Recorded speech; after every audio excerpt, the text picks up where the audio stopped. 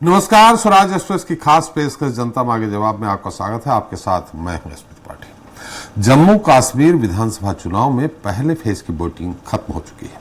अभी 2 चरणों का चुनाव बाकी है, जिसके लिए सभी सियासी पार्टियां जोर आजमाइश में जुटी हुई है।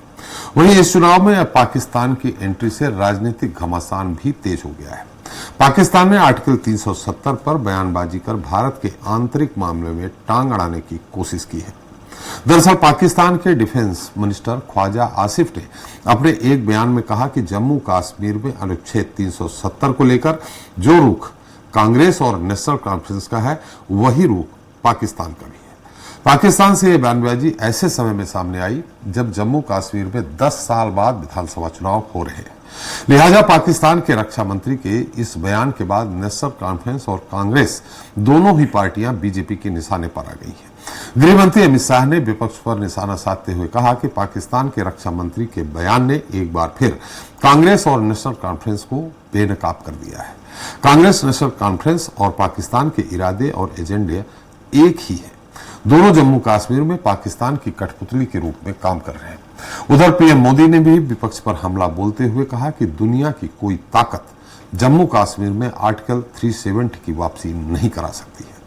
दशकों तक कांग्रेस और एनसी ने वही किया जो आतंक के आकाओं को सूट करता रहा है, लेकिन जब से अनुच्छेद 370 की दीवार टूटी है, तब से जम्मू कश्मीर में आतंकवाद कमजोर पड़ रहा है।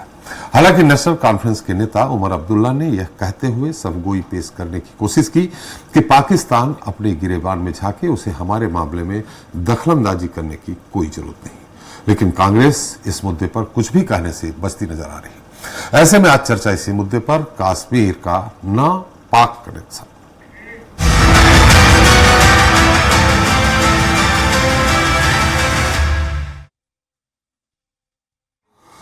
तो जम्मू कश्मीर के विधानसभा चुनाव में अनुच्छेद 370 का एक बड़ा मुद्दा बना हुआ है। वहीं इस मामले में अब पाकिस्तान भी आ गया है। पाकिस्तान के रक्षा मंत्री ख्वाजा आसिफ ने दावा किया कि अगर जम्मू कश्मीर में कांग्रेस और नेशनल कॉन्फ्रेंस की सत्ता में वापसी होती है तो राज्य में अनुच्छेद 370 और 35A की बहाली हो सकती है। उधर कश्मीर में चुनाव के बीच पाकिस्तानी रक्षा मंत्री के भड़काऊ बयान के बाद भारत की सियासत भी गर्मा गई है। बीजेपी ने इसे लेकर कांग्रेस एनसी गठबंधन को घेरना शुरू कर दिया है। ऐसे में सवाल भी यही है कि क्या पाकिस्तान से आए इस बयान ने कांग्रेस एनसी गठबंधन की मुश्किलें और बढ़ा दी है? इस पर चर्चा करेंगे, लेकिन उसके पहले देख लेते हैं हमारी ये रिपोर्ट। पाक के रक्षा मंत्री का बयान, हिंदुस्तान में सियासी घमासान। मेरा ख्याल है पॉसिबल है। देखें, बड़ी पोटेंट इस वक्त प्रेजेंस है वहां पे कांग्रेस की भी और नेशनल कांग्रेस की भी, दोनों की। क्या हम ये कह सकते हैं कि आज पाकिस्तान की जो रियासत है और इंडियन कांग्रेस जो है वो एक पेज और नेशनल कांग्रेस एक पेज पे आ गए इस इशू पे? बिल्कुल, हमारा भी ये डिमांड है जब से ये मोदी साहब ने ये वार किया हुआ है, एक का रिजर्व लगाई हुई है कश्मीर के स्टेटस के ऊपर। अगर ये रिस्टोर हो जाता है, इस इलेक्शन में ये लोग जीत जाते हैं और ये रिस्टोर कर देते हैं। जी हां, जम्मू कश्मीर विधानसभा चुनाव में पहले फेज की वोटिंग के बाद पाकिस्तान की एंट्री भी हो गई है। आर्टिकल 370 को लेकर पाकिस्तान के रक्षा मंत्री ख्वाजा आसिफ के बयान के बाद भारत की सियासत में भूचाल आ गया है। दरअसल पाकिस्तान के डिफेंस मिनिस्टर ख्वाजा आसिफ ने एक निजी चैनल में इंटरव्यू के दौरान कहा कि जम्मू कश्मीर में अनुच्छेद 370 को लेकर जो रुख कांग्रेस और नेशनल कॉन्फ्रेंस का है, वही रुख पाकिस्तान का भी है। आर्टिकल 370 और 35A की बहाली पर हम एक मत हैं।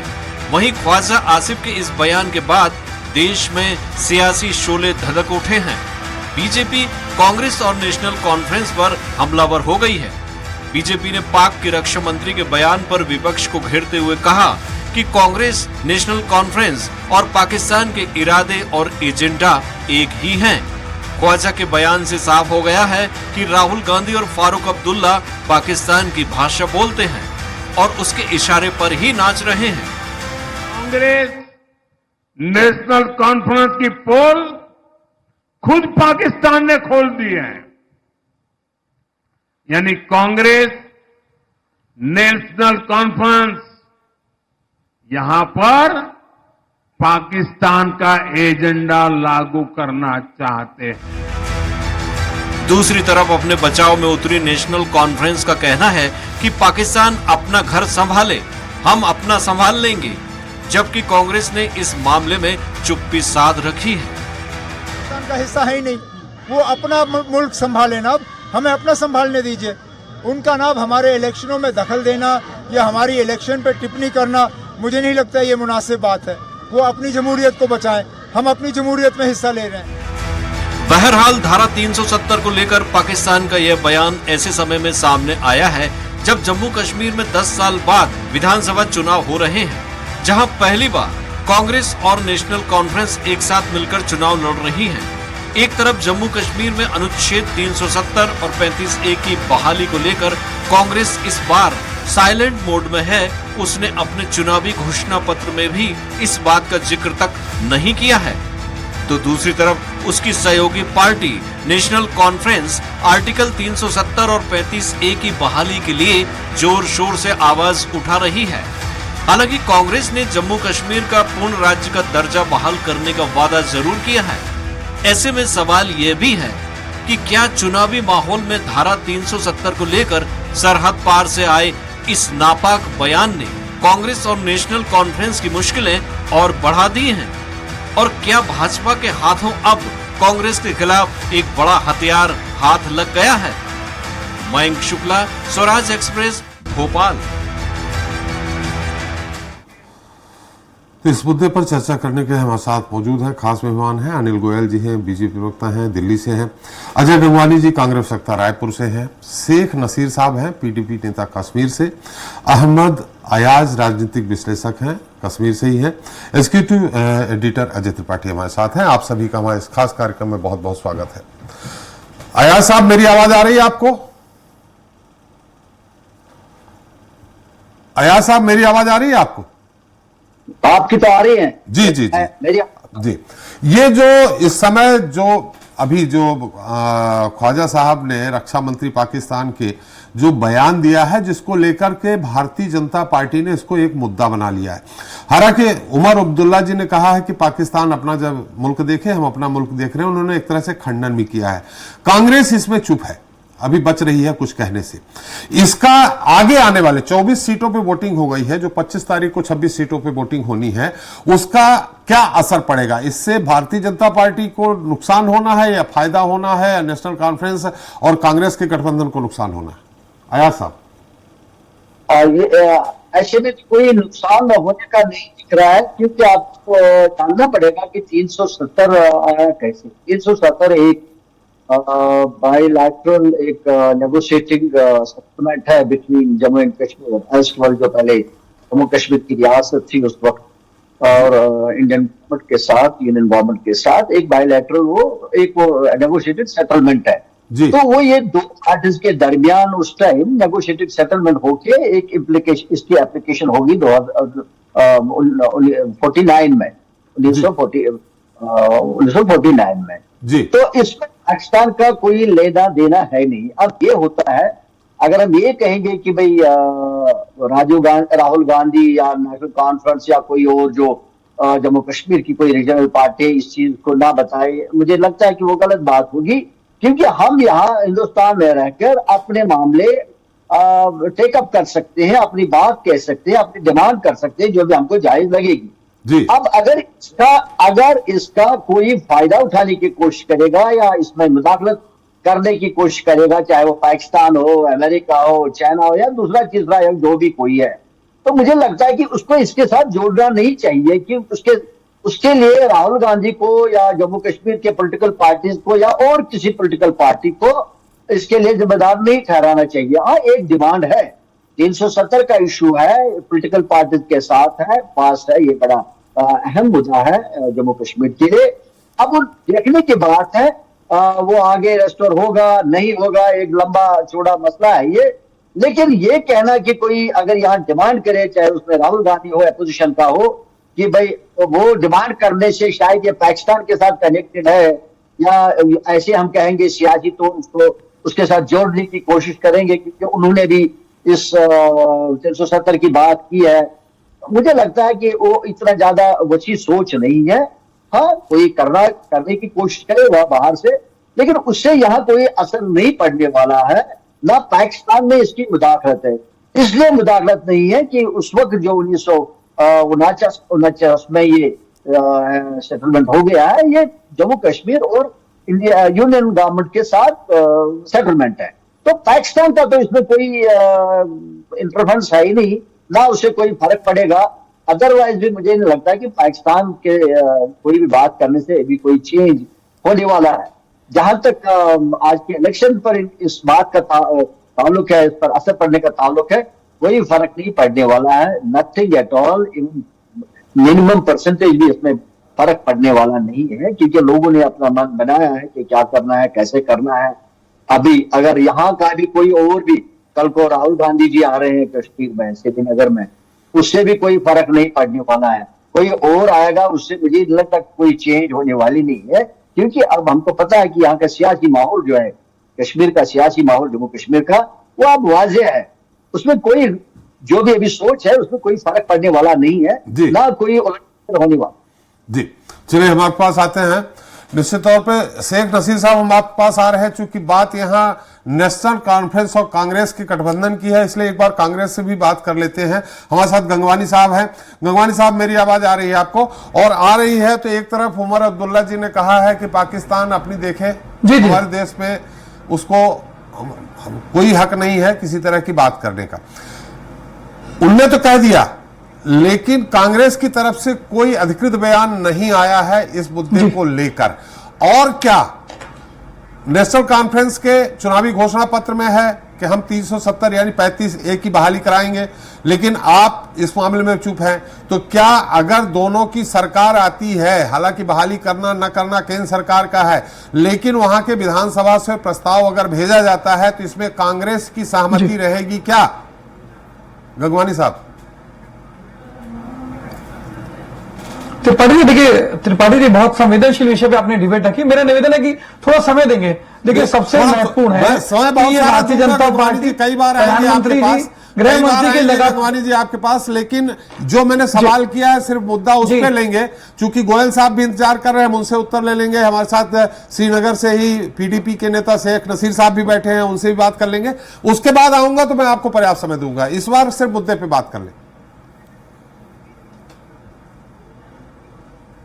जी, मुद्दे पे बात करो। देखिए महत्वपूर्ण है कि गृह मंत्री अमित शाह जी कहीं ना कहीं जम्मू कश्मीर के चुनाव में राजनीतिक फायदा उठाने के लिए, देखिए महत्वपूर्ण है कि पाकिस्तान के रक्षा मंत्री के बयान से कांग्रेस पार्टी या उसके घटक दल का कोई सीधा संबंध नहीं है।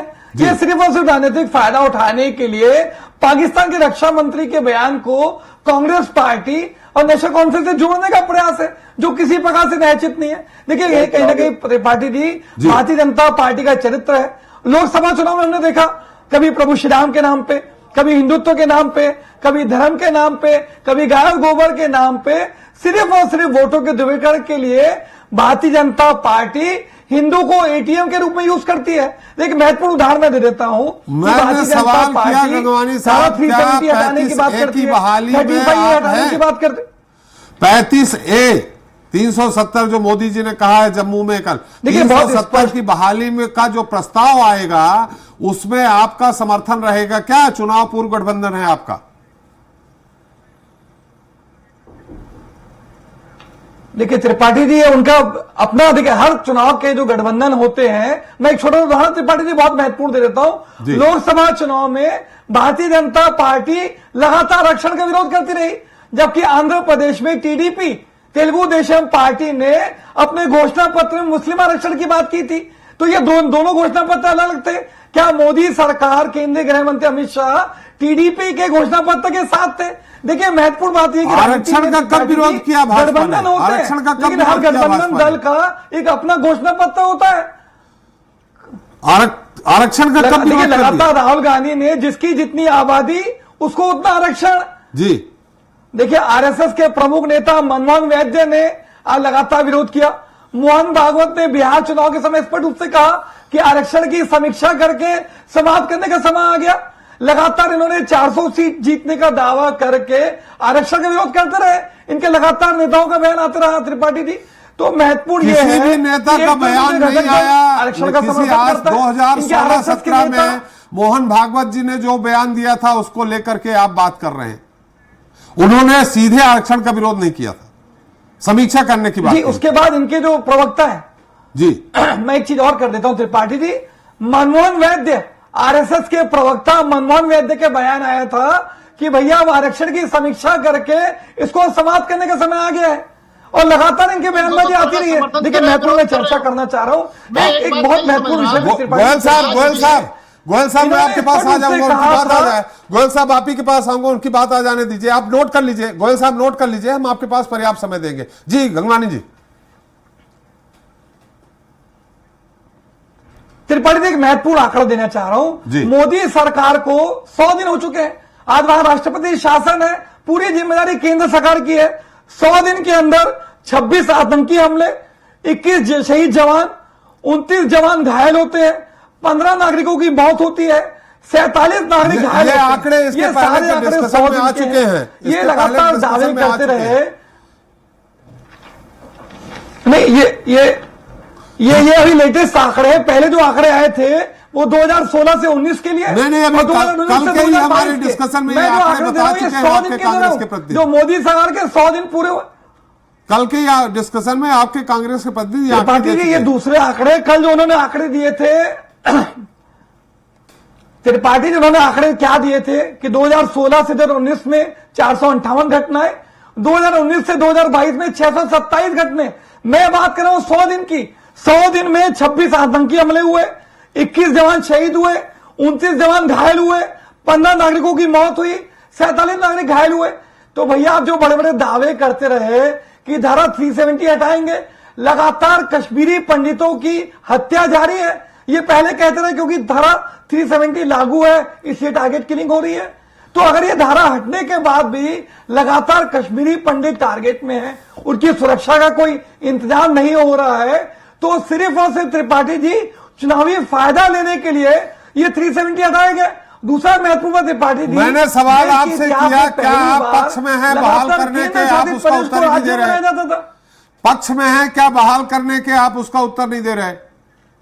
त्रिपाठी जी हम नहीं, देखिए स्पष्ट रूप से त्रिपाठी जी हम उसके पक्ष में नहीं है। महत्वपूर्ण बात है, अगर कोई निर्णय आनन फानन में लिया जा रहा है तो 370 हटाने के बाद क्या कश्मीर में विकास हो रहा है? कश्मीर में विकास दर 13.28 से घट के 8.75%, मतलब 4.5% विकास दर कम हो रही है, बेरोजगारी 10% से ज्यादा है। तो ये पूछिए कश्मीर के लोगों से, क्या 370 गंगवानी साहब विषय पे आइए। आज का मुद्दा दूसरा है। कश्मीर के लोगों को फायदा हुआ? गंगवानी साहब आज का मुद्दा दूसरा है। गोयल साहब एक मिनट, गोयल जी को, गंगवानी साहब मैं फिर से आऊंगा आपके पास। मुद्दा दूसरा है। शेख नसीर साहब हमारे साथ है। नसीर साहब निश्चित तौर पे आपके घोषणा पत्र में भी है, लेकिन ये कहीं ना कहीं एस्टेब्लिश कर रहे हैं पाकिस्तान के रक्षा मंत्री कि नेशनल कॉन्फ्रेंस और कांग्रेस की स्थिति काफी मजबूत है। हालांकि पिछली बार आपकी स्थिति बहुत अच्छी थी, आप 28 सीटों पे आए थे। दोनों कांग्रेस और नेशनल कॉन्फ्रेंस मिलकर के 10 साल 27 सीटों पर पहुंच रहे थे। लेकिन आप कहीं इसमें आपको नहीं लगता है कि आप इस चुनावी मैदान में पिछड़ रहे हैं? नसीर साहब, हम चुनावी मैदान में पिछड़ नहीं रहे हैं, बल्कि आज भी हम अपने बलबूते पर अकेले चुनाव लड़ रहे हैं और इन दोनों जमातों को एक दूसरे का सहारा लेना पड़ रहा है, एक दूसरे का सपोर्ट लेना पड़ रहा है। और हम अकेले चुनावी मैदान में, और आपको मैं बता दूं कि कश्मीर घाटी से सबसे ज्यादा स्थिति अकेले हम लोग जीत रहे हैं। जहां तक 370 को लेकर पाकिस्तान के स्टेटमेंट का है, देखिए इससे सीधा सीधा फायदा भारतीय जनता पार्टी को होगा, क्योंकि भारतीय जनता पार्टी की राजनीति कश्मीर में खास करके शुरू से सिर्फ 3 मुद्दों पर रही है: आतंकवाद, अलगाववाद और पाकिस्तान। इन 3 बातों से बाहर कभी भी भारतीय जनता पार्टी ने जम्मू कश्मीर में चुनाव नहीं लड़ा है, कभी विकास के नाम पर चुनाव नहीं लड़ा है, कभी भी जम्मू कश्मीर में रोजगार के नाम पर चुनाव नहीं लड़ा है। क्योंकि भारतीय जनता पार्टी पिछले जब से भारतीय जनता पार्टी सरकार में है, वो कश्मीर को लेकर के जितने एक्सपेरिमेंट कर चुकी है वो सारे के सारे एक्सपेरिमेंट फेल हो चुके हैं। 370 की एब्रोगेशन के बाद भारतीय जनता पार्टी ने एक नया एक्सपेरिमेंट किया। जम्मू कश्मीर के हर मोहल्ले में एक नई पार्टी राजनीतिक दल खड़ा किया ताकि यहाँ के वोट को डिवाइड किया जा सके। पीडीपी पर लगातार हमले किए गए। जो आप कह रहे हो हम पिछड़ गए, ऐसा नहीं है। लगातार हमले किए गए। हमारे 25 के करीब मंत्री जो रह चुके हैं उनको पार्टी से जबरदस्ती डराकर धमकाकर या किसी तरीके के प्रेशर डालकर उन्हें निकाला गया और नए राजनीतिक दल जम्मू कश्मीर में बन गए। लेकिन आज की डेट में वो राजनीतिक दल कहीं भी सियासी नक्शे पर आपको नजर नहीं आएंगे। पीडीपी दोबारा से उसी मुकाम पर, उसी पोजीशन पर आ चुकी है और नई लीडरशिप के साथ आ चुके हैं जहां पीडीपी 2014 में थी। अब रहा सवाल 370 आर्टिकल एप्लीकेशन के बाद जो पाकिस्तान का स्टेटमेंट आया है, इसे भारतीय जनता पार्टी एक मुद्दा बना करके अपना वोट कंसोलिडेट करना चाहती है और कोशिश कर रही है कि वो इस पाकिस्तान के स्टेटमेंट को लेकर के लोगों के बीच में एक जो हमेशा से डर और खौफ का माहौल बनाते हैं। अगर हमारे वाला कोई सत्ता में आ जाए तो ऐसा कुछ होगा, ये होगा, वो होगा। डर की राजनीति आज फिर भारतीय जनता पार्टी स्टेटमेंट को लेकर के कर रही है ताकि लोग भारतीय जनता पार्टी के पास शरण में जो लोग इसके हक में हैं। लेकिन जहां तक घोषणा पत्र की बात है, नेशनल कॉन्फ्रेंस के घोषणा पत्र में जरूर है, लेकिन कांग्रेस के घोषणा पत्र में आर्टिकल 370 और 35 कहीं कोई जिक्र नहीं है। इसको पहले भी डिबेट में हम लोग बैठ चुके हैं, इस पर चर्चा कर चुके हैं। अगर ये दोनों राजनीतिक दल इकट्ठे चुनाव लड़ रहे हैं, इनके घोषणा पत्र इतने मुख्तलिफ क्यों है? कोई 370 की रेस्टोरेशन चाहता है और दूसरा खामोश रहता है। तो कहीं ना कहीं ये जो गठबंधन त्रिकोण अलायंस इन दोनों राजनीतिक दल के दरमियान है, इसको हम अलायंस नहीं कह सकते, क्योंकि अलायंस हमेशा मुद्दों पर होता है, मैनिफेस्टो पर होता है। जब आपके रास्ते अलग हैं, जब आपके गोल अलग हैं, जब आपके मैनिफेस्टो अलग हैं, तो उसे अलायंस नहीं कह सकते, उसे सीट शेयरिंग कह सकते हैं। लेकिन जहां तक ताल्लुक पीडीपी का है, हमारे कश्मीर और करगिल में कोई अंतर नहीं है। हम शुरू से न सिर्फ आर्टिकल 370 की रेस्टोरेशन, स्टेटहुड की रेस्टोरेशन, बल्कि हम जम्मू कश्मीर इश्यू का सारे रेजोल्यूशन चाहते हैं। और उसके लिए आज भी हमारी पार्टी का मैनिफेस्टो अगर आप खोल कर देखें तो ये सारी चीजें इसमें लिखेंगे, चाहे हम किसी से अलायंस करें ना करें। लेकिन पीडीपी कभी अपने मंशूर से, अपने मैनिफेस्टो से हटती नहीं। और यही वजह है कि जब इन दोनों पार्टी के दरमियान अलायंस हुआ था, हमारी पार्टी के प्रेसिडेंट महबूबा मुफ्ती साहिबा ने प्रेस कॉन्फ्रेंस के जरिए इन्हें यह अपील की थी कि अगर आप हमारे घोषणा पत्र से, हमारे एजेंडा से, हमारे मंशूर पर आप करते हो, हम 90 की 90 सीट पर विड्रॉ होकर आपको सपोर्ट करेंगे। लेकिन आप एक कॉमन एजेंडा पर तो आइए, आप एक कॉमन मैनिफेस्टो पर तो आइए। आपके मैनिफेस्टो अलग है। आज भारतीय जनता पार्टी इसका फायदा उठाने की कोशिश कर रही है। हालांकि कांग्रेस पार्टी का शुरू से 370 आर्टिकल 370 के खिलाफ स्टेज रहा है। क्योंकि जब भी आर्टिकल 370 की बात आती है तो ये आंकड़े बताना शुरू करते हैं, ये इधर की उधर की बातें करना शुरू करते हैं। ये जवाब डायरेक्ट कोई जवाब नहीं है। जैसे आप अभी कांग्रेस के प्रवक्ता से पूछ रहे थे कि क्या अगर आप लोग सत्ता में आए तो क्या आर्टिकल 370 को रेस्टोर करेंगे, वो आंकड़े बता रहे थे कि जम्मू कश्मीर में पिछले 10 साल में क्या कुछ हुआ। ये तो जवाब नहीं मिलता। जहां तक पीडीपी की बात है, हमारी कश्मीर करने में कोई अंतर नहीं। हमारा मैनिफेस्टो क्लियर है। हम छाती छोड़ कर बात कहते हैं कि हम 370 की रेस्टोरेशन, हम 35 की रेस्टोरेशन, हम स्टेटहुड की रेस्टोरेशन से भी बड़ा चाहते हैं। हम जम्मू कश्मीर इश्यू का फाइनल रेजोल्यूशन चाहते हैं और उसके लिए पीडीपी के पास एक रोडमैप है। और कॉन्स्टिट्यूशन के दायरे के अंदर, हम भारत के कॉन्स्टिट्यूशन के दायरे के अंदर, क्योंकि जम्मू कश्मीर भारत का हिस्सा, इसमें कोई दोहराई नहीं, उसके कॉन्स्टिट्यूशन के अंदर इसका हम समाधान चाहते हैं।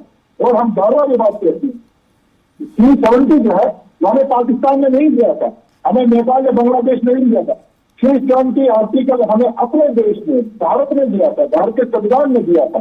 तो हम अपने देश से मांगेंगे, हम अपने देश के आइन के बारे में लेकर मांगेंगे, लेकिन मांगेंगे जरूर। और ये रेस्टोरेशन तक हमारी स्ट्रगल जारी रहेगी। जी नसीर साहब, हम आप पे आप फिर से आएंगे। बहुत महत्वपूर्ण एक सवाल आपसे रह गया पूछने के, उसके बाद भी पूछेंगे। अनिल गोयल साहब हैं हमारे साथ, दिल्ली से हैं, प्रवक्ता भारतीय जनता पार्टी के। गोयल साहब, आपको मेरी आवाज आ रही? भाई साहब बिल्कुल आ रही है, लेकिन सॉरी मैं इस तरह की डिबेट में शामिल नहीं होना चाहता। आप बिल्कुल सुनने को तैयार नहीं है। विषय कहाँ पर है, चर्चा कहाँ पर है, क्या फायदा है डिबेट में बैठने का? जी आप कम से ज्यादा चर्चा से चर्चा जा तो उसी विषय पर रखो ना, ओपन रखो चर्चा, ओपन पर चर्चा करने में तैयार हूँ। जी जी बात क्या हो रही है, बात कहाँ कहाँ की सुनिए, मैं क्यों बैठी चर्चा में? और आपको मैं बार बार कह रहा हूँ, बार बार हाथ उठा रहा हूँ कि कम से कम इनकी बात का जवाब देने दो। आप ना तो टाइम दे रहे हो, तो इस तरह से कैसे चर्चा में शामिल होगा इन पर? नहीं अनिल साहब निश्चित तौर पे मैंने आपसे कहा था कि इनकी बात मैंने आपने देखा होगा कई बार मैंने गंगवानी जी से कहा कि आप 370 में समर्थन में है कि नहीं है। मैं उसी सवाल पे आना चाह रहा था। अभी पीडीपी नेता ने कहा है शेख नसीर साहब ने कि हम तो बहाली के उस पक्ष में ही हैं, और उन्होंने कांग्रेस और नेशनल कॉन्फ्रेंस को लेकर के कहा था कि अलग अलग मैनिफेस्टो अगर उनके हैं तो किस तरह से प्री अलायंस है। अब उसी में मैं आपसे जानना चाह रहा हूं कि यह मुद्दा निश्चित तौर पे जो मुद्दा बनाया जा रहा है ऐसा विपक्ष का कहना है, आप क्या कहेंगे? मैं त्रिपाठी जी, मैं बिल्कुल सब बात कहने के लिए तैयार हूं, लेकिन डिबेट का तरीका तो नहीं है जी। मेरा बड़ा स्पष्ट कहना है। नहीं अनिल साहब, मैं किसी भी अतिथि को, चाहे आप हो, चाहे कांग्रेस के हो, चाहे अन्य दलों के हो, मैं सवाल कर सकता हूं, मजबूर नहीं कर सकता है कि आप नहीं यही बोलिए। नहीं, आप देखो, मेरा बड़ा विषय है जी। डिबेट का विषय तो आप तय करते हो ना जी, उस विषय पर हमें बोलना चाहिए। अब वो नहीं बोल रहे हैं तो मैं कुछ नहीं कर सकता। नहीं तो आप उनको वो तो वैल्यूम डाउन कर सकते हो ना बात। नो, अगर मानो सपोज करो जम्मू कश्मीर है चर्चा, मैं हिमाचल पे बात करने लूँ, मैं राजस्थान में बात करने लूँ, मध्य प्रदेश में बात करने लूँ, जी जी, ये कोई डिबेट थोड़ी होती इस तरीके से। चलिए आप बताओ, अपना पक्ष रखिए अनिल साहब। तो मेरा बड़ा स्पष्ट कहना है जी कि कांग्रेस जो है 370 पर चुप क्यों है? कांग्रेस जो है पाकिस्तान के रक्षा मंत्री के बयान पर चुप क्यों है? जी, यानी जो नेशनल कॉन्फ्रेंस जवाब दे रही है, कांग्रेस चुप है। आप इनका गठबंधन है तो गठबंधन के अंदर आपका स्टैंड तो स्पष्ट होना चाहिए कि 370 का आप समर्थन करते हैं, विरोध करते हैं, पाकिस्तान के बयान का समर्थन करते हैं, विरोध करते हैं। और निश्चित तौर पर चाहे राहुल गांधी का जो बयान है, कांग्रेस का बयान और नेशनल कॉन्फ्रेंस के बयान का जो मेल, कांग्रेस के बयान पाकिस्तान से मेल खाता है, इनके बयान चीन से मेल खाते हैं। तो देश हित की बात करें, सिर्फ हम ये दोनों परिवार अपने भ्रष्टाचार को बचाने के लिए सत्ता पर काबिज होकर के जम्मू कश्मीर को लूटना चाहते हैं, देश को लूटना चाहते हैं। देश इनसे बिल्कुल स्पष्ट जानना चाहता है कि 370 पर कांग्रेस ही चाह रहा है। पाकिस्तान के का जो रक्षा मंत्री का बयान आया है, पाकिस्तान का रक्षा मंत्री जो समर्थन कर रहा है आपकी बात का, उसके ऊपर आपका क्या मान? कम से कम नेशनल कॉन्फ्रेंस में तो ये कहा है कि आपको हमारे इमरान खान में दखल नहीं देनी चाहिए, लेकिन पाकिस्तान वहां पर चुप है। यानी पाकिस्तान देशद्रोहियों के साथ मिलकर के हमारे देश के अंदर क्या करना चाहता है, चाहे वो चीन का मामला है, चाहे वो पाकिस्तान का मामला है। तो निश्चित तौर पर पाकिस्तान को इस बात का जवाब देना चाहिए, निश्चित तौर पर कांग्रेस को इस बात का जवाब देना चाहिए कि उसका स्टैंड क्या है। देश की जनता, जम्मू कश्मीर की जनता आपका स्टैंड पूछना चाहती है, तुम कहां पर खड़े हुए हो, तुम क्या चाहते हो। लेकिन ये नहीं है कि भाई जहां वोटों की राजनीति के लिए जम्मू कश्मीर में चुप है, कहीं पर बोल रहे हैं।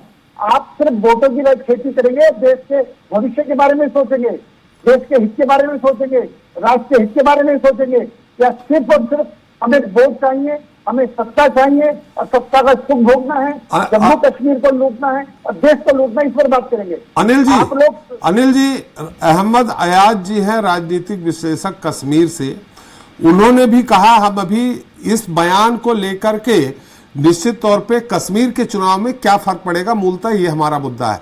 अहमद अयाज जी ये कह रहे हैं कि इसका कोई भी फर्क नहीं पड़ना है वहां पे। त्रिपाठी जी फर्क पड़े या ना पड़े जी, विचारधारा क्या है, देश हित है या देश को बर्बाद करने का है जी, जो विदेशियों की ताकतों के साथ मिलकर के चुनाव लड़ना है या देश के अंदर अपनी बात को रखना है। सवाल है देश हित का है, फर्क पड़ने या नहीं पड़ने का नहीं है जी। आपकी भावनाएं कहां पर है, आप किस तरीके से बात करते हैं।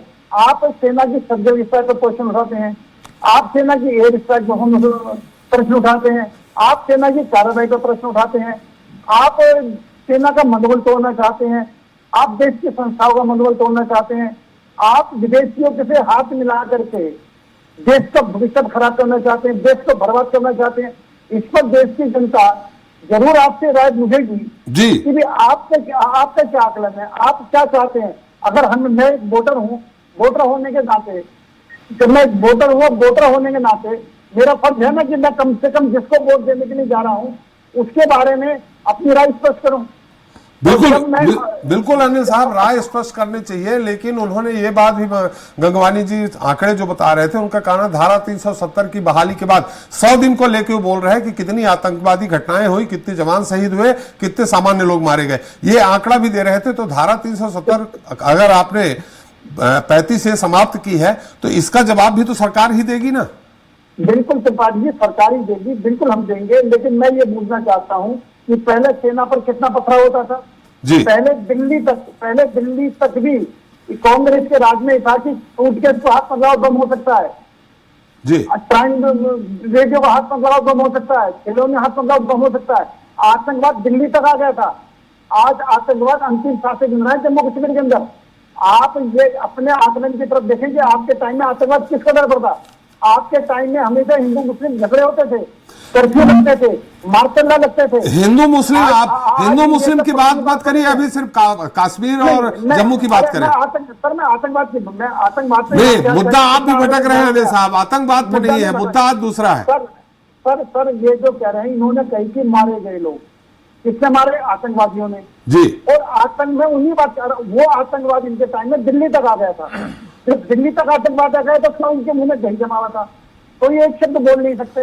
आज आतंकवाद समाप्ति पर है, आज आतंकवाद पर कंट्रोल है। पहले लाल चौक में झंडा नहीं फहरा सकते थे, आज लाल चौक पर कोई भी जाकर झंडा फहरा दे। कांग्रेस के राज में लाल चौक पर झंडा नहीं फहरा सकता था। ये है आतंकवाद का समाप्त करना। चलिए, आज वहां पर नौयुवकों को, नौजवानों को रोजगार मिल रहा है। आज कश्मीर में फल फूल रहा है, डेवलपमेंट हो रहा है, विकास हो रहा है, लोगों को रोजगार मिल रहा है, लोगों को आरक्षण लाभ मिल रहा है। जी जी, जो 10 साल से भारत से कटे हुए, अनिल साहब, जो जितने भी सवाल आपने उठाए हैं, हम इसका उत्तर ले लेते हैं विपक्ष से, फिर आपके पास फिर आएंगे। निश्चित तौर पे ये उत्तर लेना उचित रहेगा, लेकिन उसके पहले अजय त्रिपाठी जी आपकी एक टिप्पणी इस पूरे मुद्दे पे, उसके बाद फिर से एक बार गंगवानी जी के पास जाएंगे और आयाज जी से पूछेंगे कि वोटिंग परसेंटेज जो बढ़ा है अचानक, उसका क्या कारण है। अजय त्रिपाठी जी, पूरे मामले में बड़ी बड़ी बात समझ में आ रही कि थोड़ा सा हम जब अगर पूरे एक बड़े कैनवास पर सोचें तो कांग्रेस का जो वर्किंग स्टाइल है वो थोड़ा सा संदेहास्पद हो रहा है। आपको स्पष्ट तो करना पड़ेगा, जैसा कि नेशनल कॉन्फ्रेंस ने भी स्पष्ट किया, पीडीपी भी कह रही कि हम 370 उठाएंगे, सारी बातें हो रही हैं। तो कांग्रेस कहीं जो एक निश्चित रूप से जब दो पार्टियां अलायंस करती हैं, बड़ा अलायंस होता है, तो एक कॉमन मिनिमम प्रोग्राम के तहत सरकार चलती है। कॉमन मिनिमम प्रोग्राम क्या होगा, इसमें भी इसका कोई संकेत इनके दोनों के मैनिफेस्टो से नहीं मिल पा रहा है। पीडीपी और बीजेपी का भी जब पिछली बार अलायंस हुआ था तो कि कॉमन मिनिमम प्रोग्राम का संकेत पहले मिल गया था कि दोनों मिलकर ये इस एंगल पर रहेंगे, इस एंगल पर रहेंगे, ये कॉमन मिनिमम प्रोग्राम होगा। तो अभी जो संदेह की बात आ रही, बार बार वही आ रही, तो कम से कम पाकिस्तान वाले मुद्दे पर कांग्रेस को बोलना चाहिए था। ऐसा लगता तो शायद इतनी बड़ी बहस, इतना बड़ा मुद्दा नहीं बन पाता। जी चलिए, अहमद साहब मैं आपके पास आ रहा हूं, चूंकि आपकी ही टिप्पणी यहां महत्वपूर्ण, हमारे दर्शक की जानना चाहते हैं निष्पक्ष टिप्पणी ये वोटिंग परसेंटेज बढ़ने का। लेकिन एक बार चूंकि अनिल गोयल साहब ने सवाल उठाया, एक बार फिर गंगवानी जी से पूछते हैं। गंगवानी जी, जो जिस तरह से पीएम नरेंद्र मोदी जी ने कल जम्मू में कहा कि PM rise school, PM Shri school 250 नई खुल गई, करीब 50,000 बच्चे फिर से एडमिशन ले लिए, और इसी तरह से 15,000 स्कूलों में प्री नर्सरी खुल गई, ये सब आंकड़े उन्होंने गिनाए हैं।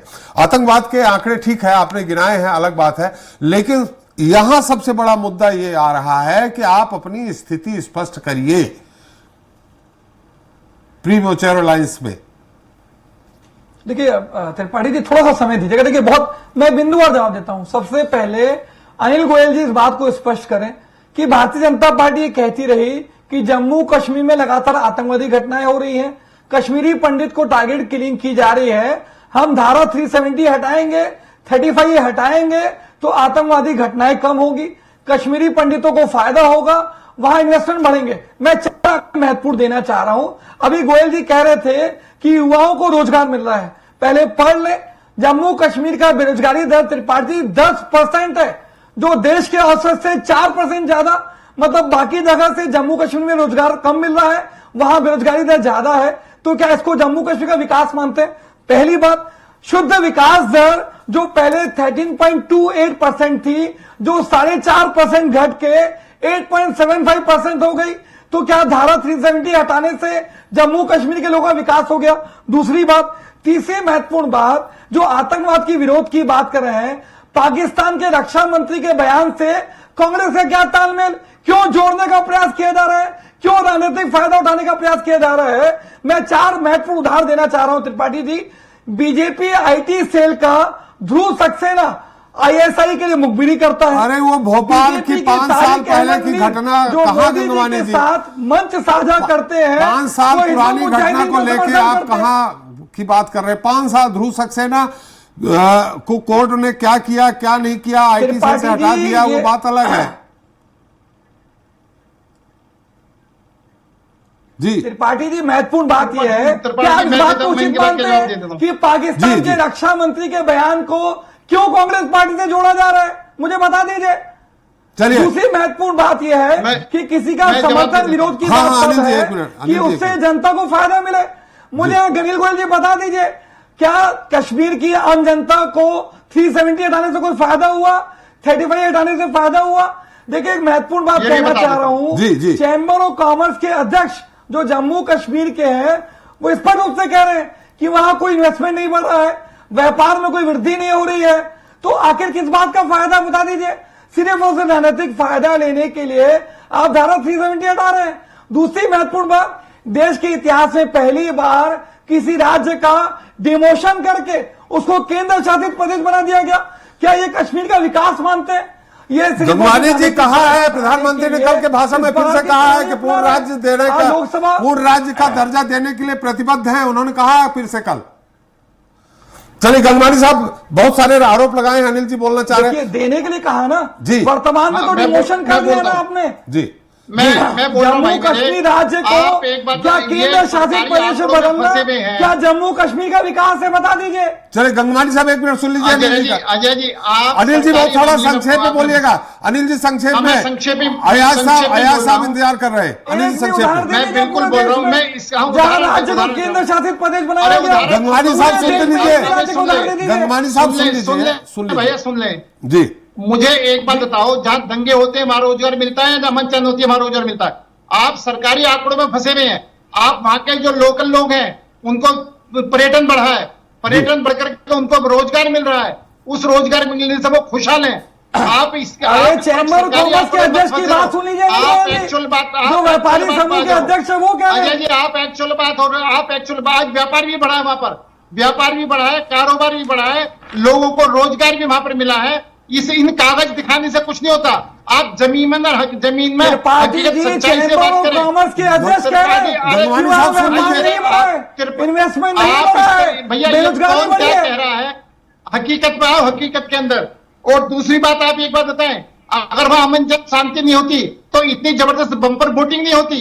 आपके टाइम में 5% 10% वोटिंग होती थी, आज 60% 70% वोटिंग हो रही है, क्योंकि वहां पर अमन चैन है, वहां पर लोगों को लोकतंत्र में विश्वास है, वहां पर बहन बेटियां घर से बाहर निकल सकती हैं, आज स्कूल जा सकती हैं, अनिल जी खुल सकते हैं। अनिल जी, अजय जी, अनिल जी आपकी बात आ गई। हमारे साथ अयाज साहब है। अयाज साहब, मैंने पहले भी सवाल किया था, वोटिंग परसेंटेज बढ़ने का क्या कारण है?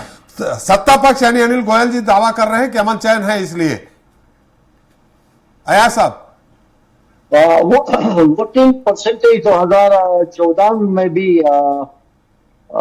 ठीक दिखने को मिली और थोड़ा सा फर्क पड़ा होगा। और ये जरूर है कि इस वक्त आपको इन असेंबली इलेक्शंस में हलचल दिखेगी, काफी ज्यादा पार्टिसिपेशन कैंडिडेट्स भी दिखेगी। थोड़ा सा माइक, अयाज साहब माइक पास में रखेंगे, थोड़ा स्पष्ट आ जाएगी। और लोगों की भी पार्टिसिपेशन आपको दिखेगी। अब सुन पा रहे हैं आप मुझे? जी जी सुन पा रहा हूं कि वोटिंग परसेंटेज क्यों बढ़ा, एक बार फिर से आप रिपीट कर दीजिए। नहीं, देखिए, जो वोटिंग परसेंटेज है वो 2014 में अच्छी खासी, उस वक्त भी अच्छी खासी रही। अलबत्ता थोड़ी सी फर्क इस वक्त पड़ी होगी। और इस वक्त जो काफी बढ़ी है, काफी बढ़ी है ऐसा। हाँ, थोड़ी सी बढ़ी है, लेकिन 2014 से बढ़ी है, थोड़ी सी बढ़ी है, लेकिन उससे पहले जो इलेक्शंस हुए उससे बहुत बढ़ी है, उसमें कोई शक। जी, पार्टिसिपेटिव माहौल मिलेगा, ओपन माहौल मिलेगा, और कैंडिडेट्स की तरफ से काफी वोटर्स की तरफ से भी काफी पार्टिसिपेशन।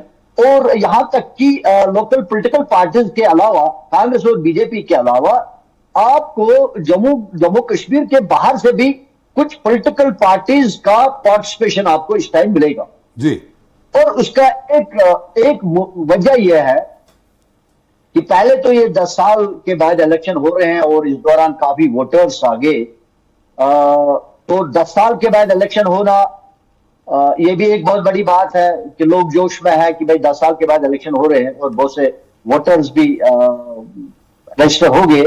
दूसरा, इस वक्त आपको थोड़ा सा माहौल भी मिलेगा क्योंकि इलेक्शन के दौरान हम आमतौर स्टोन टेल्डिंग देखते थे, इस वक्त आपको वो नहीं मिलेगा। वो भी एक फैक्टर है जो वोटर्स को भी मूवमेंट करने में दिक्कत नहीं कर रहा है, या वोटर्स के अलावा कैंडिडेट्स को भी कंपेनिंग में कोई दिक्कत नहीं कर रहा है। वर्कर मूवमेंट कर पा रहा है, इसकी वजह क्या वहां सेना भारी संख्या में तैनात है इसकी वजह से, या अमन चैन आया है इसकी वजह से? नहीं, इसको हम दायमी अमन चैन नहीं कह सकते। दायमी means that it is really peace, इसको नहीं कहा जा सकता है। लेकिन इस वक्त ये जो दिखने को मिल रहा है कि सिक्योरिटी ग्रिड जो है वो काफी मुस्तैदी से काम कर रहा है, हर जगह पर सिक्योरिटी लगी हुई है। कब खासतौर जब से 2019 से जब से एब्लिकेशन हो गया, सिक्योरिटी का ग्रिड बढ़ा है, सिक्योरिटी का चक बढ़ा है। वो एक वजह है जिसकी वजह से स्टोन टाइटर्स को बंद किया गया, या जो कॉल देने वाले थे हुर्रियत लीडर्स है वो इधर या हाउस अरेस्टेड है या यहाँ अरेस्टेड है, या बहुत सारे ऐसे कारण है। लेकिन इसको हम दायमी अमन नहीं कह सकते। और तीसरा जो रीजन इस वक्त पार्टिसिपेशन का है वो ये है कि 370 को एब्रोगेट करने का जो प्रोसेस हुआ, जिस तरीके से प्रोसेस हुआ, एक तो हो गया कि 370 एब्रोगेट हो गया। दूसरा जो प्रोसेस करने का तरीका रहा जिसमें पूरे कश्मीर को, खासतौर जम्मू का मुझे पूरा इल्म नहीं क्या हुआ वहां पे, लेकिन कश्मीर को पूरी तरह से बंद किया गया बहुत देर तक। सब लीडर्स को बंद करके, जम्मू कश्मीर के लोगों के बंद करके, उनके टेलीफोन कनेक्शन बंद हो गए, उनका मूवमेंट बंद हो गया। और उसके बाद जो डेवलपमेंट्स हो गए, एक गुत्थन से महसूस कर रहे हैं लोग, एक हार्ड प्रेशर सा महसूस कर रहे हैं। उससे बाहर आने के लिए मुझे लगता है वो भी एक वजह है कि जो लोगों की पार्टिसिपेशन आपको दिखने को मिलेगी, ये पार्टिसिपेशन हमको पार्लियामेंट्री इलेक्शन भी मिलेगी। अलबत्ता उसमें एक और ये फैक्टर था जो इंदिरा रशीद का फैक्टर था, वो शायद वो भी एक फैक्टर था जिसमें कुछ वजूहात हो गए, लेकिन उसका हम ज्यादा इस वक्त फैक्टर वो नहीं पा रहे हैं, वो मूवमेंट नहीं पा रहे हैं, वो कंपेनिंग नहीं पा रहे हैं, वो वेव नहीं पा रहे हैं जो उस वक्त बारामूला हमको दिखी। लेकिन टोटलिटी में एक मूवमेंट सी है। ये कुछ मुझे लगता है मोटे मोटे जो हाथ है, उसके अलावा यहाँ की जो लोकल पॉपुलेशन है, यहाँ जम्मू कश्मीर में जो पॉपुलेशन है, उनके कुछ मुद्दे जरूर है। एक तो हो गया 370 का इशू, या 35A के तहत जो यहाँ के जो लैंड राइट्स है या जॉब राइट्स है उनको विड्रॉ किया गया, वो तो है ही, वो तो जहन में है ही। लेकिन उसके अलावा जो लोकल इश्यूज है, लोकल इश्यूज में जैसे यहाँ के बिजली के बहुत सारे इश्यूज है जिसमें हर एक डायरेक्टली इफेक्टेड है, हर एक यहाँ का रहने वाला बाशिंदा जो है वो डायरेक्टली इफेक्टेड है। अयाज साहब ये वोटिंग परसेंटेज बढ़ने का मतलब आपकी बातों से आ रहा कि 370 हटाने को लेकर के नाराजगी है आम जनता में? है जो माहौल उस वक्त पैदा किया गया और उसके बाद जो डेवलपमेंट्स हो गए, जो जैसे मैंने कहा, लोग एक गुत्थन से महसूस कर रहे हैं, एक हार्ड प्रेशर सा महसूस कर रहे हैं, बोल नहीं पा रहे हैं, खुले दिल बोल नहीं, ओपन अपने माइंड को ओपन नहीं कर पा रहे हैं। वो एक वजह है कि जिसे लोग उभरना चाहते हैं, निकलना चाहते हैं, और उसका वजह यही है कि इसीलिए पार्टिसिपेशन है। और दूसरा, ये जो एलजी के एडमिनिस्ट्रेशन के दौरान लोगों के जो मुश्किलात है, वो कोई सुनने के लिए कोई एक्सेसिबिलिटी नहीं है, कोई मैकेनिज्म ऐसा नहीं है कि जहां लोग अपने आप को एक्सप्रेस कर सकते, अपनी मुश्किलात को किसी के सामने बोल सकते। वो भी एक सबसे बड़ा वजह है। और यहां महसूस कर रहे हैं कि भाई कोई रिप्रेजेंटेटिव आ जाए, कोई एमएलए आ जाए, बन जाए, तो उसके पास एक एक्सेसिबिलिटी बन जाएगी। मोटे मोटे यही कुछ वजूहात है जिसकी वजह से वोटिंग परसेंटेज बढ़ा है। बिल्कुल। आया साहब, हम आपके पास छोटा सा सवाल लेके इसके बाद फिर से आएंगे कि जो 9 सीटें रिजर्व की गई हैं उसका क्या इफेक्ट है। हमारे साथ पीडीपी नेता एक बार फिर से हैं। वोटिंग परसेंटेज बढ़ा है शेख नसीर साहब, ये आपकी पार्टी के पक्ष में जाएगा क्या या विरोध में है? हालांकि जिस तरह धारा 370 समाप्त करने को लेकर जैसे आज साहब कह रहे हैं कि उसके विरोध के कारण ज्यादा से ज्यादा मतदान हो रहा है, और वो नेशनल कॉन्फ्रेंस में भी कहा है कि हम धारा 370 की बहाली की बात करेंगे, और आप भी कह रहे हैं, तो ये तो नेशनल कॉन्फ्रेंस की तरफ भी जा सकता है मुद्दा। देखिए, पोलिंग परसेंटेज बढ़ने की जो वजह है, थोड़ा सा माइक पास में रख लेंगे नसीर साहब तो हमें अच्छे सुनाई पड़ेगा जी। लेकिन जो वोटिंग परसेंटेज बढ़ने का जो कारण है जी, वो कई कारण है। पहला कारण तो यह है कि लोग एलजी शासन से बहुत तंग आ चुके हैं। एलजी एडमिनिस्ट्रेशन में लोगों की सुनवाई नहीं है, और जो ब्यूरोक्रेट्स हैं जो पिछले करीबन 5-6 साल से जम्मू कश्मीर में रूल कर रहे हैं, तो जो IAS ऑफिसर थे, मोस्टली IAS ऑफिसर जितने भी ब्यूरोक्रेट आ गए वो मेजॉरिटी ऑफ जब आउट ऑफ ड्यूटी तो बाहर के हैं। तो जम्मू कश्मीर के लोगों को ऐसा इंसिक्योरिटी का फील होता है, उनको ऐसा लगता है कि उनकी सुनवाई नहीं हो रही है, उनके अपने नुमाइंदे नहीं है, उनके अपना सेटअप नहीं है, IG भी बाहर का है, यहाँ के ब्यूरोक्रेट भी बाहर है, और ब्यूरोक्रेट सिस्टम में कभी भी काम आदमी की सुनवाई नहीं होती है, और LG शासन जो है वो पूरी तरह नाकाम हो चुका है। ये सबसे बड़ा रीजन है कि लोग आज खुल के बाहर आ रहे हैं, वोट डाल रहे हैं। लोगों को अपनी सरकार चाहिए, चुने हुए नुमाइंदे चाहिए जिनके पास इजीली इनका एक्सेस होगा, जहाँ वो जिनके दरवाजे पर वो जा सके, अपनी फरियाद लेकर के जा सके, अपनी मुश्किलात लेकर के जा सके। LG शासन हो या ब्यूरोक्रेट से उन तक आम लोगों की रसाई नहीं होती। ये सबसे बड़ा रीजन है जी। सेकंड रीजन ये है कि 10 साल के बाद जम्मू कश्मीर में चुनाव हो रहे हैं, और इन 10 सालों के दरमियान में बहुत सारे कुछ हुआ है। आर्टिकल 370 की एब्रोगेशन हुई, उसके बाद नए लॉज आए, जो यहाँ की जो लोकल कॉर्पोरेशन थी, जो भी था, उन सबको लाइन अप किया गया। बहुत सारे लोग बेरोजगार हो गए, तो कहीं ना कहीं लोगों के बीच में गम और गुस्सा जरूर है, और जम्मू कश्मीर के लोग इस बात को मान चुके हैं कि ballot not bullet is a solution. उनको लगता है कि हम लोग बैलेट से जवाब देंगे, यहाँ की बुलेट से, और ये बैलेट वाला आंसर देने के लिए आज लोग घरों से बाहर आ रहे हैं, और भारतीय जनता पार्टी के खिलाफ लोगों में जो रोष है, LG शासन में जो रोष है, उसका वो डालेंगे। और जाहिर सी बात है, इसका जो भी फायदा है वो यहाँ की रीजनल पार्टी पे जाएगा, और भारतीय जनता पार्टी के खिलाफ दोनों भी चुनाव लड़ रहे हैं उनके पक्ष में जाएगा, और ये कभी भारतीय जनता पार्टी के हाथ में नहीं जाएगा जी। इस वोटिंग परसेंटेज बढ़ने के क्या मायने हो सकते हैं अजय त्रिपाठी जी? फिर उसके बाद गंगवानी साहब और गोयल साहब के पास फिर चलते हैं। अजय त्रिपाठी जी।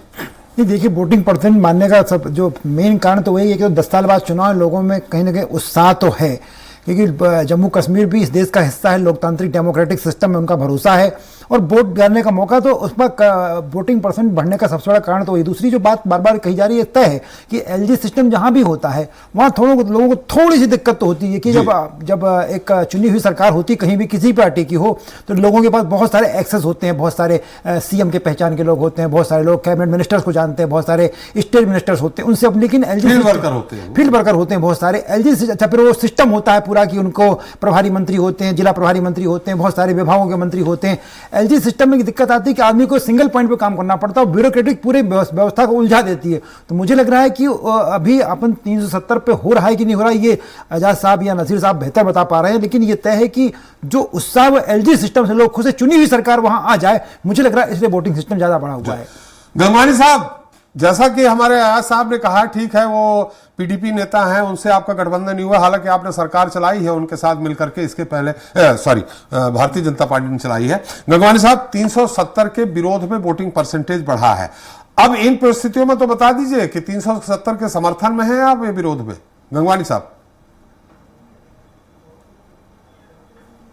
देखिए त्रिपाठी जी, एक बहुत महत्वपूर्ण बात है, राजनीतिक विश्लेषक अयाज जी ने एक बहुत अच्छी बात की कि कहीं ना कहीं लगातार सिर्फ और सिर्फ व्यक्तिगत स्वार्थ पूर्ति के लिए, अपने राजनीतिक फायदा उठाने के लिए आनन फानन में बिना तैयारी के वहां के वरिष्ठ कश्मीर के नेताओं को नजरबंद करके, सलाखों के पीछे ढकेल के आप धारा 370 लागू करके राजनीतिक फायदा उठाने का तो प्रयास करते हैं, परंतु वहां की जो आम जनता है, अगर आप सीधे उनसे बात करने का प्रयास करेंगे त्रिपाठी जी, वो इस पर तो उस बात को स्वीकार करेंगे कि 370 को हटाने से, 35 हटाने से उनको फायदा कम और नुकसान ज्यादा हुआ है। बेरोजगारी लगातार बढ़ी है, इन्वेस्टमेंट लगातार कम हो रहा है, कश्मीरी पंडित की टारगेटेड किलिंग हो रही है, तो कहीं ना कहीं जो गुस्सा है वो कहीं ना कहीं चुनाव में जो वोटिंग परसेंट बढ़ रहा है, इसका सीधा फायदा कांग्रेस पार्टी और नेशनल कॉन्फ्रेंस को मिलेगा। भारतीय जनता पार्टी इस बात को जानती है कि इस पूरी चुनावी लड़ाई में वो दूर दूर तक फाइट में नहीं है, इसीलिए इस प्रकार से पाकिस्तान का हमारे उससे कोई मतलब नहीं है, कोई सरोकार नहीं है। जबरदस्ती उसके बयान को कांग्रेस पार्टी ने जोड़कर ये हिंदू मुस्लिम की राजनीति, बांटने और काटने की राजनीति करके सिर्फ और सिर्फ राजनीतिक फायदा उठाने का प्रयास है। इसका घोर मैं आपत्ति दर्ज करता हूं। महत्वपूर्ण बात है कि कोई भी निर्णय सही या गलत तब साबित होता है जब वहां की जनता इसको स्वीकार करे, उसको सीधा फायदा मिले। लेकिन हमने देखा कि 370 से कश्मीर की जनता दुखी है, द्रवित है, और आने वाले चुनाव परिणाम में इसका सीधा त्रिपाठी से दिखेगा। तो फिर आप राजनीतिक फायदे के लिए फिर आप कहिए ना 370 को हटाने का हम समर्थन करते हैं, फिर कह दीजिए ना जब दुखी है, द्रवित है तो। देखिए हमारे घोषणा पत्र में जो महत्वपूर्ण बात है त्रिपाठी जी, हमने कश्मीर को पूर्ण राज्य का दर्जा देने की बात की है। यहां अनिल गोयल जी से पूछ लीजिए, पूरे देश में ऐसा कोई राज्य है क्या जिसको आप डिमोशन करके केंद्र शासित प्रदेश में बदल देते हैं? क्या ये कश्मीर का विकास है? हम तो हमारे घोषणा पत्र की बात करेंगे। अगर हमारी सरकार बनेगी, हम कश्मीर को पूर्ण राज्य का दर्जा देंगे, कश्मीरी पंडित को जो टारगेटेड किलिंग हो रही है उसको रोकेंगे, आतंकवाद जो लगातार बढ़ा है उसको 370 वापस बहाल करेंगे कि नहीं? 370 वापस बहाल करेंगे के लिए होना चाहिए जी। 370 वापस बहाल करेंगे। देखिए ये जो गठबंधन की सरकार के साथ आगे जो बैठक होगी उसके बाद निर्णय लिया जाएगा। अभी इस बारे में कुछ कहना मैं उचित नहीं मानता। ये आगे भविष्य की कगार पे है, उस समय सरकार बनेगी तब मिलकर निर्णय लिया जाएगा। चलिए बहुत अच्छा। गोयल साहब बड़ा हाँ जी त्रिपाठी जी, मेरा बड़ा स्पष्ट कहना है कि कांग्रेस खुद दुविधा में है। कांग्रेस खुद जब नायर रख के चल रही है कि वो इनकी गठबंधन कह रही है 370 को हम हटाएंगे, और ये 370 पर कुछ भी कहने के लिए तैयार नहीं है। पाकिस्तान के रक्षा मंत्री बयान को इसे अपने आप को अलग कर रहे हैं, लेकिन नेशनल कॉन्फ्रेंस वाले पाकिस्तान के रक्षा मंत्री के बयान को कह रहे कि की जरूरत नहीं है। इसका मतलब नेशनल कॉन्फ्रेंस और कांग्रेस जो है, दोनों को कश्मीर हित का कोई मतलब नहीं है, देश के हित का कोई मतलब नहीं है। इनको मतलब सिर्फ और सिर्फ अपने परिवारों को बचाने के लिए, अपने परिवारों के भ्रष्टाचार को बचाने के ये बात कहने में संकोच नहीं है कि लगभग 35-40 साल का रिकॉर्ड टूटा है मतदान से। 370 हटाने से क्या फायदा हुआ कश्मीर की जनता को? पूछ लीजिए साल का पूछ लेता हूं। मतदान हुआ है, आज से पहले इतना मतदान नहीं हुआ। आज जम्मू कश्मीर के अंदर जो 305 फायदे बता दें, 5 मतदान हो रहा है। अनिल जी गंगवानी साहब चैलेंज कर रहे हैं, 5 फायदे बता दीजिए 370 हटाने के। 50 फायदे बता देंगे, लेकिन मेरा ये है कि जो ये कह रहे हैं कि 370 लगने की वजह, हटने की वजह से वोटिंग ज्यादा हो रही है, तो ये तो बातों को गोल मत घुमाइए, फायदे बताइए, फायदे 5 फायदे गिना दीजिए। गंगवानी साहब सुनिए तो, गंगवानी साहब सुनिए तो, क्या फायदा हुआ? गंगवानी साहब सुनिए, गंगवानी साहब सुनिए। मैं बताऊंगा, आपके हिसाब से नहीं बोलूंगा, मैं इनकम के हिसाब से बोलूंगा जी, मैं डिबेट के हिसाब से बोलूंगा जी। तुम्हारे हिसाब से हिमाचल में नहीं समझ जाऊंगा कि टैक्स लगा कर। अच्छा, अब कैसे हिमाचल का उस समय मुझे कहते ऐसे बोलिए, अपनी बारी आती तो गोल घुमाते हैं बातों को। आप पहले बात तो ध्यान से सुन लें, मुझे ये बताइए क्या फायदा हुआ कश्मीर की? गंगवानी साहब गोयल साहब चुप थे जब आप बोल रहे थे, उनकी बात आने दीजिए। जम्मू कश्मीर के अंदर लोकसभा चुनाव के अंदर लगभग 60% वोट पोलिंग हुई है, 58.40%, वो भी 370 के खिलाफ ही हुई है। 370 के समर्थन नहीं, 370 में रहना चाहिए। इसलिए ये जो वोटिंग हो रही है, ये वोटिंग इसलिए हो रही है कि 370 को हटना चाहिए। कांग्रेस अपना स्पष्ट नहीं कर रही, उसका नुकसान कांग्रेस को होगा। ये जो नेशनल कॉन्फ्रेंस वाले हैं वो स्पष्ट करें, उसका नुकसान उनको होगा। देश की जनता त्रिपाठी से पूछिए, इनसे प्रश्न का जवाब लीजिए। खुली चुनौती है मेरी, देश की जनता इस पर जाना। 370 हटाने के फायदे बताइए, बातों को गोल मत घुमाइए गोयल जी। अरे बताएंगे भैया, हमारे हिसाब से मुझे देश चाहता है देश का विकास, देश की जनता, देश का विकास, परिवार अनिल साहब एक मिनट, अनिल साहब समय समाप्त हो रहा है, संक्षेप में। त्रिपाठी जी कोई जवाब नहीं। अरे गंगवानी साहब आपने भी नहीं दिया 370 को लेके वोट देगी देश के हित में, जम्मू कश्मीर के हित में, परिवारवादों पे भ्रष्टाचारी के हित में वोट नहीं करेगी। वो परिवारवाद के भ्रष्टाचार से त्रस्त है, परिवारवाद से त्रस्त है। वो चाहती है जम्मू कश्मीर का विकास। गोयल जी फायदा बता दीजिए, बातों को मत घुमाइए गोयल जी, बता दीजिए देश की जनता को। चलिए गोयल साहब समय समाप्त हो गया है। गोयल साहब समय समाप्त हो गया है। गोयल साहब समय समाप्त हो गया। एक बार अयाज साहब से मैंने, अयाज साहब जो 7 SC 9 ST की सीटें रिजर्व की है, उसके क्या फायदा क्या नुकसान है? क्या फायदा होने वाला है रूलिंग पार्टी को या नुकसान होने वाला है?